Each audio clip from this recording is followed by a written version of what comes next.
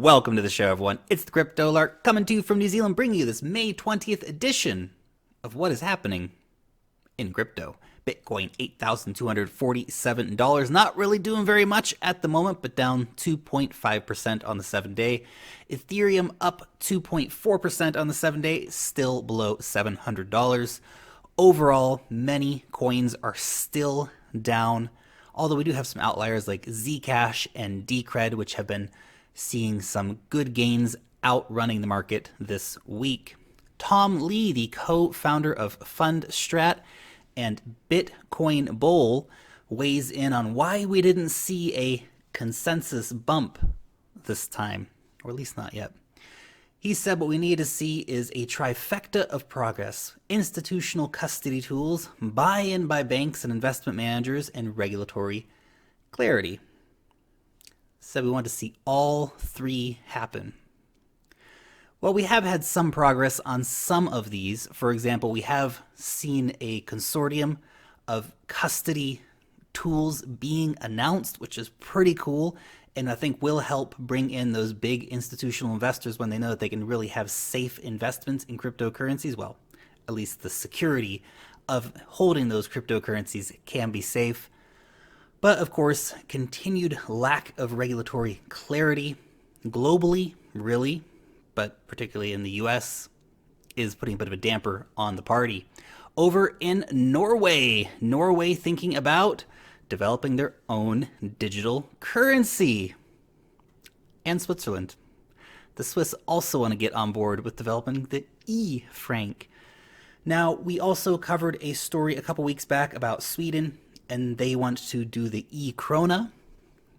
This could be a thing, guys. Many of these countries could move away from issuing out physical money, and I know there's been a big war on cash. It's a topic we've talked about quite a few times here on the show, but nationally issued cryptocurrencies, not so excited about them. But I suppose for governments, they'll be a pretty practical tool, but you got to remember, they'll be centralized and run by the government, just like your fiat currencies. So you're exposed to all of those risks and problems. FUD no more. South Korea set to adopt G20's unified cryptocurrency regulations.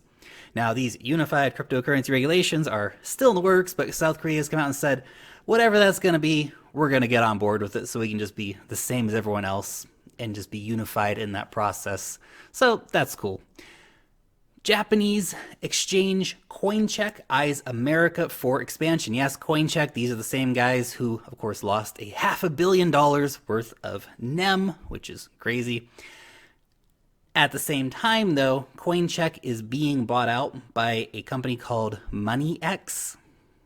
So we have new managers and hopefully a new vision. Changing the name might not hurt, since anytime anybody goes up to look up Coincheck, they're going to find they lost giant piles of investor money. So we'll see what becomes of this. Crypto Floating Island project. Closer to realization, they've signed a memorandum of understanding with French Polynesia. These guys, essentially, they're holding an ICO, and they want to do seasteading, basically, create their own little imaginary nation off the coast of French Polynesia. I don't know how I feel about this, guys. There's so much land out there already that's not being utilized in the world. Why not just buy an island in French Polynesia and put it there? I guess they want to be kind of outside of legal territories. The whole seasteading idea really gets a lot of libertarians quite excited.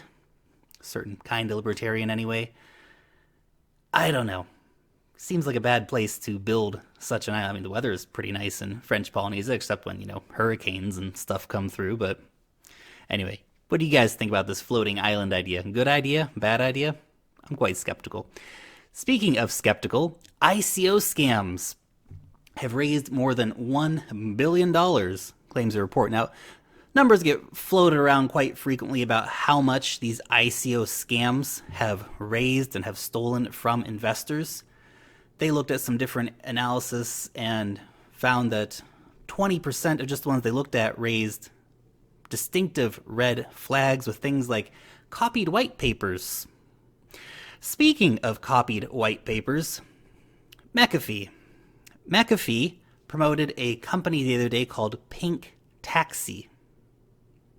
Now, Pink Taxi basically stole the website, the white paper, and everything from a company called A2B Taxi, which is a company over in Lithuania.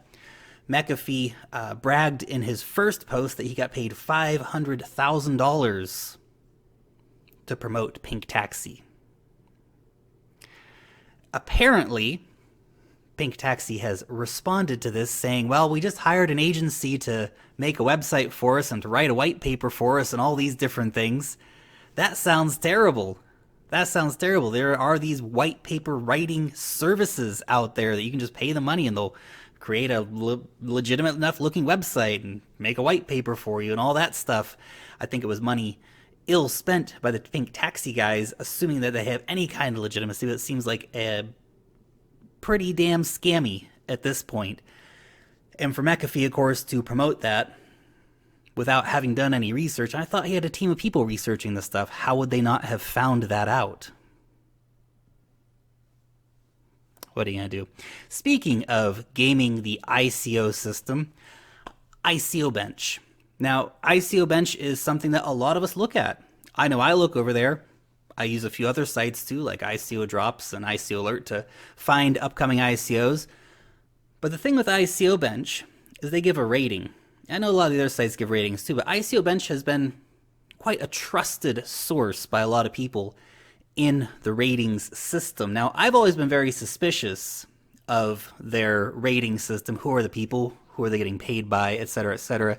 Well, these guys have done a bit of journalism, really, and gone in and did that research. And what they have found is that a lot of the key experts on the ICO Bench website are also advisors for crazy amounts of ICOs. In fact, I was looking at an ICO earlier in the week that wanted me to review them, and I had to decline because I looked at their advisor list, and of their 9 advisors, 5 of them were ICO Bench experts. I thought, well, what are they bringing except for giving a good rating over on ICO Bench? Doesn't really seem like they're delivering a lot for investors who are going to be part of that sale. So this is a worrying trend. It's so hard to find good, reliable information out there from unbiased people. It's a mess.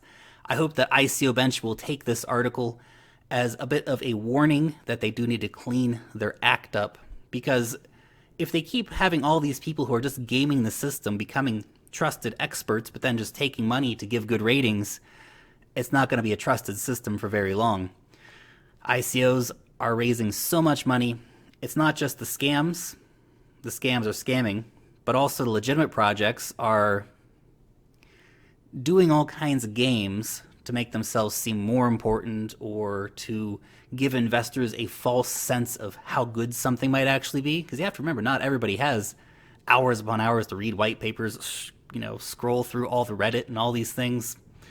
Okay, on to the next one. Speaking of ICOs, one Ledger had their KYC, as of course we always see with these really high hype ICOs, seem to be a bit of a mess.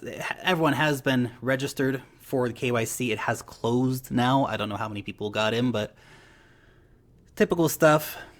Website crashes, lags, queues, scammers, all that stuff. There's got to be a better way to do ICOs than this, without a doubt. By the way, we're going to be doing a podcast soon, so if you like to listen to podcasts, we'll be having that up here in the next couple of days.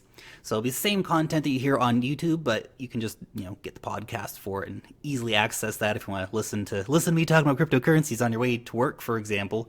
That'll be up here in the next few days, so I'll tell you guys more about it when we get it up and running.